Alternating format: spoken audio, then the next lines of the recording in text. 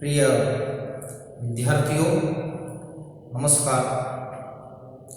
आज का दिन हम सबके लिए शुभ और मंगलमय हो, इसी आशा के साथ आज के वीडियो लेकर के मैं आया हूँ। और आज के हिंदी कक्षा में मैं आज एक नया मध्यकालीन काव्य आरंभ करने के लिए जा रहा हूँ।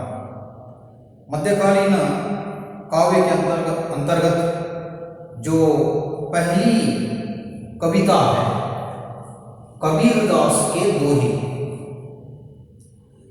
आप सभी लोगों को मालूम है और आप 8वीं कक्षा से कबीरदास के दोहों को पढ़ते आ रहे हैं। इस साल के पाठ्यक्रम में भी आपको कबीरदास जी का अध्ययन करना है। तो कबीरदास कौन है, कैसे थे, इनके बारे में एक संक्षिप्त जानकारी लेकर उसके बाद मैं दोहों को पढ़ाऊंगा। सबसे पहले कबीरदास जी के बारे में या उनका परिचय मैं देना चाहता हूं। कबीरदास जी एक भक्ति काल के निर्गुण संत कवि माने जाते हैं। उनका जन्म सन 1399 में काशी में हुआ। बताया जाता है कि कबीरदास जी का जन्म एक हिंदू ब्राह्मण विधवा के कोख से हुआ कि उस हिंदू विधवा ब्राह्मणी ने जब वह निकल करके काशी के लहरतारा नामक तालाब के पास आई, उस संदर्भ में नवजात शिशु को तालाब के किनारे पर छोड़ करके वो आगे जाती है।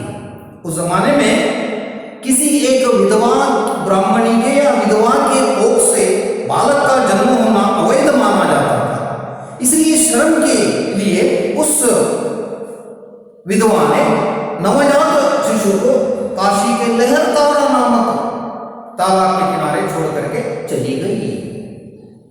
उसके बाद वहां पर बताया जाता है कि वहां पर नीरू और नीमा नाम के दंपति उस तालाब के करीब से जा रहे थे। उनको अचानक बच्चे की रोने की आवाज सुनाई देती है और वो करीब जाते हैं तो बच्चे को देखकर बड़े खुश हो जाते हैं। और नीरू और नीमा को कोई संतान नहीं थी, बच्चे नहीं थे। उनको समझते हैं कि ये हमारे लिए भगवान का गिफ्ट है, भगवान की देन है समझकर उस बालक को उठाकर घर ले जाते हैं और उस बालक का पालन पोषण करते हैं। और इस प्रकार वही बालक बड़ा होकर संत कबीर या कबीर कहलाता है। तो प्रिय विद्यार्थी, यहां पर एक बात आ गई, कबीरदास जी का जन्म तो हिंदू ब्राह्मणी के कोख से हुआ, लेकिन उनकी परवरिश, उनका पालन पोषण नीरू और नीमा ये मुस्लिम थे और उनका काम क्या था, जुलाहे का काम। जुलाहा मतलब क्या है, कपड़े बुनने का काम। तो वो उनका व्यवसाय था। तो ऐसे मुस्लिम के घराने में उनका पालन पोषण होता है और वो बड़े होकर उनका कबीर कहलाते हैं। तो ये बात क्या है, उनके बारे में बताई जाती है। और बात ऐसी भी है कि कबीरदास जब बड़े हो जाते हैं तो उनके बारे में उन्होंने समाज के अंदर एकता लाने की कोशिश की। तो कबीर ऐसे भी हैं कि उनका जब आविर्भाव हुआ समाज के अंदर, जात पात का बोलबाला था। और उनके गुरु के बारे में भी बताया जाता है कि एक मत बताता है कि रामानंद जी उनके गुरु थे। कुछ और एक मत बताता है कि ये सूफी सिद्धांत के प्रवर्तक शेख तकी नाम के भी शिष्य थे, इस प्रकार भी बताते हैं। कुछ लोग बताते हैं कि इनके कोई शिष्य वगैरह नहीं थे, इस प्रकार। तो कबीरदास जी को इतना ज्ञान कहां से आ गया कबीरदास अनपढ़ थे, उनको आत्मज्ञान था, अंदर से ही वो जो भी कहते तो काव्य के रूप में बाहर निकलता था। तो यहाँ पर कबीरदास ने खुद अपने अनपढ़ के बारे में या खुद अनपढ़ होने के बारे में बताया है कि मसी कागद छुयो नहीं, कलम गई नहीं हाथ।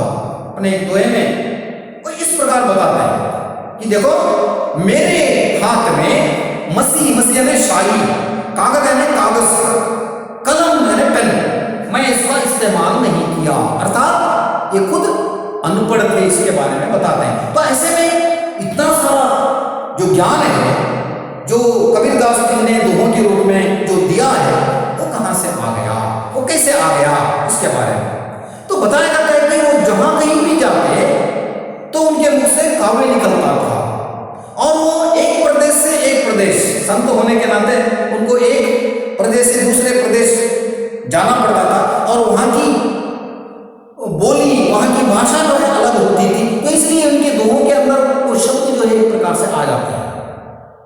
तो इसलिए कि जब वो बाहर जाते हैं तो वहां पर कुछ ना कुछ दिन रहते हैं और वहां के शब्द उनके दोहों में पाए जाते हैं। तो इसलिए इनकी रचनाएं कौन कौन सी हैं?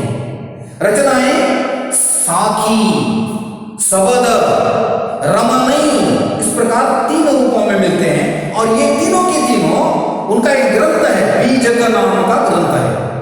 उस ग्रंथ के अंदर ये सारे मिलते हैं। अब ये बीज का ग्रंथ कैसे आया? अर्थात वो अनपढ़ थे, वे लिखते नहीं थे, तो ऐसे में कहां से आ गया, ये प्रश्न हमारे सामने खड़ा हो जाता है। बताया जाता है कि कबीरदास के शिष्यों में के अंदर एक धर्मदास नाम का एक शिष्य था। वो पढ़ा लिखा था और वो कबीरदास जी जहां कहीं जाते तो उनके करीब से जाकर और जो भी बताते उसको नोट करता, लिख करके वह रखता था। तो इसलिए आज हमें जो भी उनका ग्रंथ मिलता है धर्मदास के कारण, उन्होंने जो लिख करके रखा, आज वो सारा साहित्य या वो दोहे और मने सब कुछ कहें एक प्रकार से मिलते हैं। तो अभी उनके बारे में बताया गया है कि उनकी मृत्यु 1518 में सन 1518 में मगहर में उनकी मृत्यु हुई। इस प्रकार उनके बारे में कबीरदास जी के बारे में बताया जाता है। बहुत सारे मुद्दतियां, लेकिन कबीरदास जी ने उस जमाने के अंदर जो जात पात का बोलबाला था, हिंदू मुस्लिम एकता पाने के बारे में उन्होंने कोशिश की और हर धर्म के ऊपर उन्होंने दोहे लिखे, उसके ऊपर प्रहार उन्होंने किया। जो कुरीतियां हैं, जो बुराइयां दिखाई दी, उसको उन्होंने दोहों के माध्यम से लोगों को बताया। बहुत सारे लोग उनके विरुद्ध भी झगड़ा करने के लिए आए, लेकिन वो डरे नहीं, क्रांतिकारी समाज सुधारक कबीरदास जी थे। तो इसलिए उन्होंने क्या किया, दोहों की रचना करके बताते हैं। और इनकी भाषा के बारे में बताया जाता है, इनकी भाषा खिचड़ी भाषा। खिचड़ी का मतलब क्या है? खिचड़ी के अंदर क्या होता है, मीठा भी होता है और क्या है, तीखा भी होता है और उसके बाद में खट्टा भी होता है। इसको हम खिचड़ी के अंदर यही पकता है, इसलिए इसको खिचड़ी ने अलग अलग प्रकार के शब्द इसके अंदर, इनके दोहों के अंदर मिलते हैं, इसलिए खिचड़ी भाषा कहा है। कुछ लोगों को सदुक्कड़ी भाषा भी कहते हैं। सदुक्कड़ी यानी साधुओं की भाषा, सदुक्कड़ी भाषा। इस प्रकार उनकी भाषा में आपको अवधी भाषा के शब्द मिलेंगे, उसके बाद में ब्रज भाषा के भी शब्द मिलेंगे, राजस्थानी भाषा के भी शब्द मिलेंगे और अरबी भाषा के भी शब्द मिलेंगे और उसके बाद में तुर्की भाषा के भी शब्द आपको मिलते हैं। इसलिए उनकी भाषा को खिचड़ी या सदुक्कड़ी भाषा कहा जाता है। तो ये उनका परिचय कबीरदास जी के बारे में। तो इसलिए उन्होंने क्या है, बहुत सारे दोहे लिखे। आप बहुत सारे दोहों को पढ़ करके आए हैं, लेकिन इस साल भी आपके लिए कुल मिलाकर के 10 दोहे लगाए गए हैं और अलग अलग बात को बताने वाले दोहे हैं। तो इन दोहों के अंदर वो गुरु का वर्णन भी करते हैं। 2 दोहों के अंदर उन्होंने गुरु का वर्णन किया है, गुरु की महिमा का बखान किया है। संत कबीर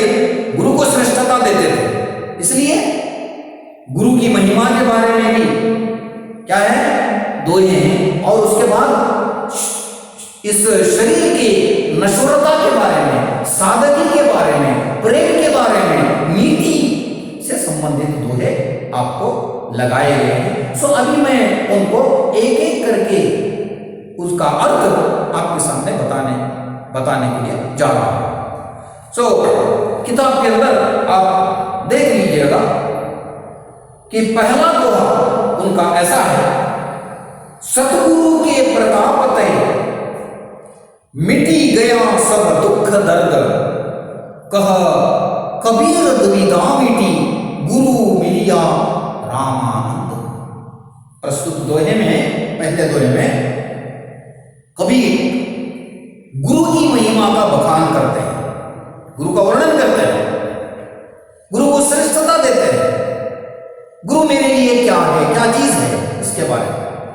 इसलिए दोहे के अंदर बताते हैं, सतगुरु के प्रताप तय। सतगुरु मतलब क्या, सत है श्रेष्ठ, सतगुरु सच्चा गुरु, श्रेष्ठ गुरु। सो प्रताप तय, प्रताप मतलब क्या है, प्रताप का अर्थ क्या है, तेज, उनका प्रभुत्व। सतगुरु के प्रभुत्व से, तेज से तय मिटी गया सब दुख दर्द, मिटी गया, मिट जाना, दूर हो जाना, सब दुख दर्द, सारे दुख दर्द दूर हो गए, मिट गए। कह कबीर दुविधा मिटी गुरु मिलिया रामानंद। कबीर कहते हैं, रामानंद जी गुरु मिलने के कारण मेरे अंदर जितने भी दुविधाएं हैं, दुविधाएं मतलब क्या है, दुविधाएं परेशानियां, संकट, असमंजस की गई, तो ये सारे के सारे दूर हो गए। अर्थात गुरु मिलने के कारण मेरी सारी समस्याएं टल गई, दूर हो गई। अन्यथा मेरे अंदर बहुत सारे दुख दर्द भरे हुए हैं, इसलिए गुरु ही के आने से सारे दूर हो गए। इस प्रकार तो अभी मैं यहाँ पर बराबर से विवरण बताता हूं। सतगुरु के प्रताप तय, कबीर कहते हैं, सतगुरु के प्रताप के कारण या सतगुरु के तेज के कारण मिटी गया सब दुख दर्द। मेरे अंदर जितने भी दुख और दर्द थे वो सारे के सारे मिटी गए, यानी दूर हो गए। ऐसी बात। कह कबीर दुविधा मिटी गुरु मिलिया रामानंद। कबीर कहते हैं, मुझे रामानंद जी गुरु मिलने के कारण, मुझे कौन मिल गए, रामानंद जी गुरु मिल गए, और उनके मिलने के कारण क्या हो गया कि मेरी सारी दुविधा, दुविधा मतलब क्या है, मेरे सारे टेंशन, समस्याएं, मैं एक दुविधा में पड़ा हुआ था, मैं एक असमंजस के अंदर पड़ा हुआ था, वो सारे के सारे मिट गए, क्लियर हो गए। इस प्रकार गुरु के कारण मेरे सारे दुख दर्द दूर हो गए और मैं इससे पार हो गया। अर्थात गुरु के आने से ये सारी समस्याएं दूर हो गई। इस प्रकार यहाँ पर पहले दोहे में बताते हैं। अभी दूसरा दोहा, दूसरे दोहे में भी गुरु का वर्णन आता है। सो गुरु गोविंद दो खड़े, काके लागो पाय, बलिहारी गुरु आपने जिन गोविंद दियो बताए।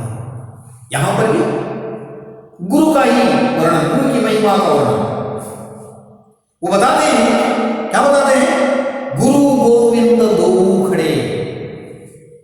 देखिए, अगर मेरे सामने, कबीरदास बताते हैं, अगर मेरे सामने गुरु और गोविंद, गोविंद है भगवान, अगर मेरे सामने गुरु और गोविंद यानी भगवान दोनों आकर खड़े हो जाएं, मेरे सामने खड़े हो जाएं, काके लागू पाए, मैं किसके पांव छूं, नमस्कार करूं। अगर दोनों मेरे सामने आकर खड़े हो जाएं तो मैं इनके पांव छूं या इनके, गुरु के पांव छूं या भगवान के। इस प्रकार वह कहते हैं, प्रश्न करते हैं। फिर आगे बताते हैं, बलिहारी गुरु आपने जिन गोविंद दियो बताया। मैं सबसे पहले जा गुरु आपने, हे गुरु मैं आपके चरणों की वंदना करता हूं। सबसे पहले बलिहारी का मतलब क्या है? अर्पण करना, न्योछावर करना।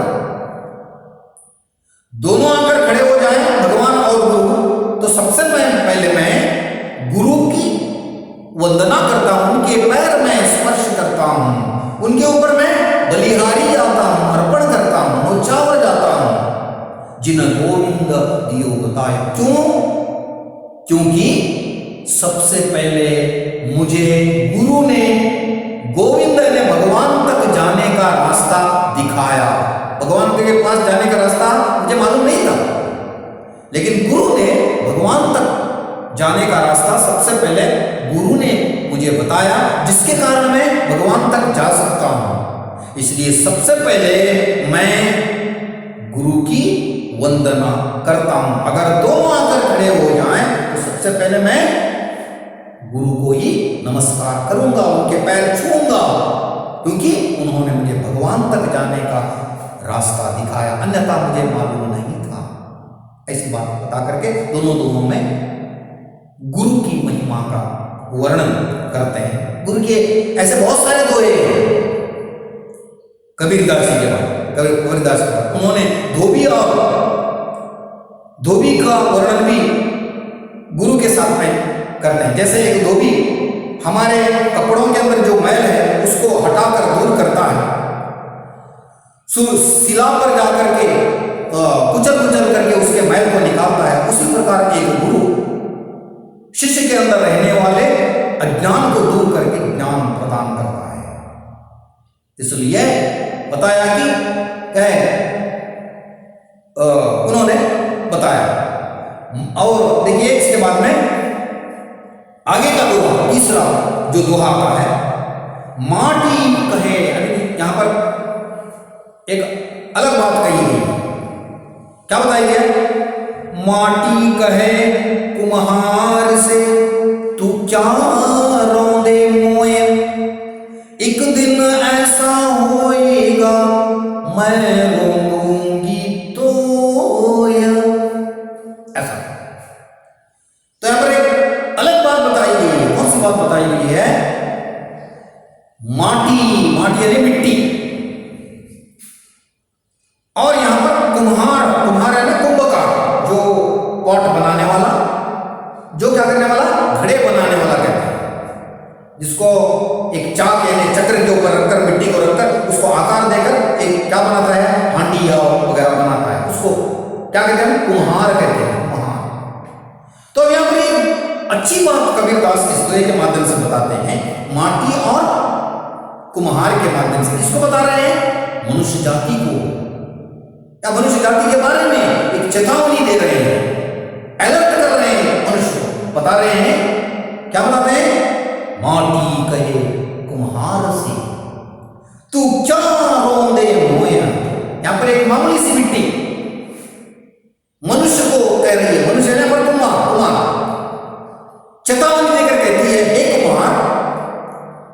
मिट्टी कहती है, माटी कहे कुम्हार से, तू क्या रौंदे मोया। मिट्टी मानव से, मानव रूपी कुम्हार से कहती है, तू मुझे क्यों रौंदता है। रौंदना, कुचलना, पैरों में डालकर। आपको मालूम है कुम्हार जब मिट्टी के माध्यम से घड़ा वगैरह बनाता है तो उसके पहले उसको दूर से मिट्टी लाता है, उसके अंदर पानी डालता है, उसको गीली करता है, और उसके बाद में क्या करता है? उसको पैरों से कुचलता है, रौंदता है, तब जाकर के वो एक लेवल में आती है। उसके बाद चक्र के ऊपर मिट्टी को रखकर उसको एक आकार देता है, घड़े का वो अलग प्रकार का। इसलिए यहां पर मिट्टी कुम्हार से कह रही है, हमेशा कुम्हार मिट्टी को कुचलता रहता है, कुचल कर उसको एक बाद में क्या बनाता है? घड़ा वगैरह आकार देता है। तो यहां पर कुचली हुई मिट्टी मनुष्य को कुम्हार से चेतावनी देकर कहती है, तू क्यों रौंदे मोया, तू मुझे क्यों रौंदता है, बार बार तू मुझे पैरों से क्यों कुचलता है। वह मिट्टी कहती है, एक दिन ऐसो होएगो, एक दिन मेरा भी आएगा, एक दिन सास का, एक दिन बहू का भी आता है। उसी प्रकार यहाँ पर क्या हुआ, एक दिन ऐसो होएगा, एक दिन मेरा भी आने वाला है। तो इतने दिन तक मुझे कुचल रहा है मिट्टी समझकर, लेकिन एक दिन मेरा भी आने वाला है, एक दिन मेरा भी चांस आएगा। और उस दिन मिट्टी मनुष्य को चेतावनी देकर कहती है, मैं रोन दूंगी तोया। एक दिन मेरा भी समय आने वाला है, उस दिन मैं, यानी कुम्हार कहलाने वाला मानव को मिट्टी कहती है, मैं तुम्हें भी क्या करूंगी, रौन दूंगी, कुचल डालूंगी, और तू मेरे मिट्टी के अंदर समा जाएगा। यहाँ पर एक असली बात बताई गई है, मनुष्य कितना भी नाचे कूदे, है ना, पैरों से कुचले, मिट्टी उसको चेतावनी देती है, एक दिन मेरा भी आने वाला है, और तू जब मरेगा, ते मरने के बाद तू मेरे मिट्टी के अंदर, तुझे दफन किया जाता है, मिट्टी के अंदर तू समा जाता है, तेरा कण कण मेरे अंदर लीन हो जाता है। इसलिए ये मानो तू गुरूर मत कर। ऐसी बात इस दोहे के माध्यम से कबीर ने मिट्टी और कुम्हार के माध्यम से मानव को चेतावनी दी, देते। अभी कबीर का चौथा दोहा नंबर 4, कबीर ने अपने चौथे दोहे में बताया, निंद कर नियरे राखिए आंगन कुटी छवाया, बिना पानी साबुन बिना निर्मल करे सुभाया। बहुत अच्छी बात बताई है कबीर ने असली बात बताई है। आजकल बहुत सारे लोगों को दूसरों को निंदा करना ही उनका एक काम हो गया है। एक तो कोई काम वगैरह नहीं करते, बेकार में बैठे रहते हैं, लेकिन दूसरों के बारे में टिप्पणी करना, उनका व्यंग्य करना, खिल्ली उड़ाना, हंसी मजाक करना कुछ लोगों का काम हो गया है। इसलिए यहां पर कि निंदा करने वाला भी कितना महत्वपूर्ण होता है, वो क्या हमें बताता है, वो क्या हमें अलर्ट करता है, इसके बारे में कबीर ने बताया। क्या बताया उन्होंने, निंदक नियरे राखिए। निंदक मतलब क्या है, निंदा करने वाला व्यक्ति, हमारी निंदा करने वाला व्यक्ति। निंदक नियरे राखिए, नियरे मतलब क्या, एकदम करीब, नजदीक। राखिए मतलब क्या, रखना। निंदा करने वाले, हमारी निंदा करने वाले व्यक्ति को हमें बहुत करीब रखना चाहिए। आंगन कुटी छवाय, चाहे तो उसके लिए हमारे आंगन में एक कुटी छवाय, कुटी मतलब क्या, छोटा सा घर, कुटीर कह सकते हैं, छोटा सा टेम्पोररी के रूप में घर बनाकर हमारे आंगन में चाहे तो आप उसको रख कर लीजिए। क्योंकि ये क्या करता है, ये क्या करने वाला है, बिना पानी बिना साबुन निर्मल करे सुभाया।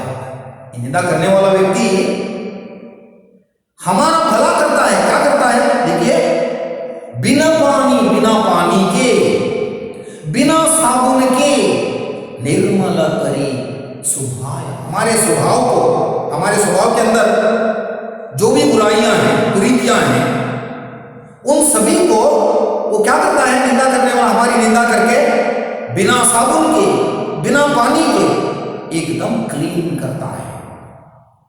कपड़े धोने के लिए साबुन की जरूरत है, पानी की जरूरत है, लेकिन ये निंदा करने वाला व्यक्ति हमारे निंदा करके कैसे निंदा करता है, बिना साबुन के, बिना पानी के हमारी निंदा करके हमारे अंदर जो त्रुटियां हैं, जो बुराइयां हैं, उसको दूर करता है। कहने का अर्थ यह हुआ कि निंदा करने वाला व्यक्ति हमारी निंदा करने के बाद हमारे अंदर जो गलतियां हैं, हमें मालूम नहीं, हमारी कितनी गलतियां हैं हमें मालूम नहीं पड़ती। इसलिए निंदा करने वाला व्यक्ति हमारे बारे में कहेगा तो हम सोचते हैं, देखो हमारे अंदर हमारी त्रुटियां ये हैं, तो हम क्या करेंगे, कल से हम उसको छोड़ देंगे। इस प्रकार छोड़ने के कारण हमारा पूरा स्वभाव निर्मल, पवित्र हो जाएगा और हम अच्छे बन सकते हैं। इसलिए निंदा करने वाले व्यक्ति को पास में रखना चाहिए, चाहे तो कुटीर बनाकर आंगन में रख कर के लेना चाहिए। ऐसी बात कबीरदास ने चौथे दोहे में एक प्रकार से बताई है। अभी पांचवा दोहा, पांचवें दोहे के अंदर कबीर ने बताया कि भगवान हरे के घट में रहने वाला, घट ने हरे के हृदय में रहने वाला है, दिल में रहने वाले हैं। लेकिन आज हम देखते हैं कि अलग अलग धर्मावलंबी अलग अलग, कोई मंदिर को जाता है, कोई मस्जिद को जाता है, कोई ईसाई घर जाता है, कोई गुरुद्वारे जाता है। लेकिन कबीर कहते हैं कि भगवान तो हमारे दिल में बसते हैं, बस उसको जानने की कोशिश करो, इधर उधर ढूंढने की जरूरत नहीं है। इसको एक उदाहरण, अच्छा उदाहरण देकर वो यहां पर बताते हैं। देखिए, कस्तूरी कुंडली बसे मरग ढूंढे बन माही, ऐसी घटी घटी राम है दुनिया देखे माही। कितना सुंदर दुआ है। कस्तूरी कुंडली बसे, जंगल में एक कस्तूरी नाम का एक मृग है, कस्तूरी मृग कहते हैं उसको। मृग यानी हिरण, जिंके, कन्नड़ में उसको जिंके कहते हैं। तो कस्तूरी कुंडली बसाए, कस्तूरी नामक मृग में या कस्तूरी मृग में क्या होता है, इसकी नाभि में यानी बक्कड़ प्रदेश है, नाभि में कस्तूरी की खुशबू होती है। कस्तूरी की खुशबू, कस्तूरी क्या है, एक खुशबू है, परिमल, वो कस्तूरी मृग के नाभि के अंदर होती है। मृग ढूंढे बनवाई, लेकिन वो हिरण, वो मृग, उसको मालूम नहीं पड़ता है कि मेरे नाभि के अंदर ही ये खुशबू है। लेकिन वो क्या करता रहता है, जंगल में घास फूस में इधर उधर जाकर के ढूंढता रहता है। किसको? कस्तूरी की खुशबू को। मालूम नहीं उसको मेरे ही नाभि के अंदर है, इधर उधर जंगल में घास में ढूंढता रहता है। ऐसी घटी घटी राम है, इसका उदाहरण देकर कबीर कहते हैं, देखो इसी प्रकार घटी घटी हर एक मनुष्य के हृदय के अंदर राम है। राम है भगवान। कौन सा भगवान? निराकार राम। यहां पर राम कौन सा? दशरथ पुत्र राम नहीं है, श्री राम नहीं है, बल्कि यहां पर निराकार निर्गुण राम है। और वो कहां पर रहते हैं? हर एक मनुष्य के हृदय के अंदर रहते हैं। लेकिन मनुष्य उसके बारे में ना समझ होकर, ना समझ कर दुनिया देख रहे। ये दुनिया वाले लोग समझते हैं कि मेरे ही दिल के अंदर भगवान है, तो मालूम नहीं है। इधर उधर जाकर के कोई मंदिर जाता है, कोई गुरुद्वारे जाता है, कोई मस्जिद जाता है, कोई मंदिर जाता है, इधर उधर जाकर के ढूंढते हैं। लेकिन भगवान तो हर मनुष्य के हृदय में वास करते हैं, उनके दिल में रहते हैं। जैसे कस्तूरी मृग के नाभि में कस्तूरी रहती है, लेकिन वो मृग जानता नहीं है, इधर उधर घास फूस में ढूंढता रहता है। उसी प्रकार मनुष्य भी आज भगवान को ढूंढने के लिए इधर उधर भटकता रहता है। लेकिन भगवान तो हर एक के हृदय में वास करते हैं, रहते हैं। इसी बात यहां पर कबीर ने पांचवें दोहे में क्या बताते हैं। क्या हुआ? पांचवा दोहा। तो इस प्रकार यहां पर अभी 5 दोहों का अर्थ मैं आज बताया हूं। तो इसका अर्थ बराबर से पढ़कर समझ लीजिएगा जैसा मैं बताया हूं। और बाकी के जो 5 दोहे हैं उसको मैं अगले वीडियो में आपको बताऊंगा, बताने की कोशिश करूंगा। और तब तक के लिए आपसे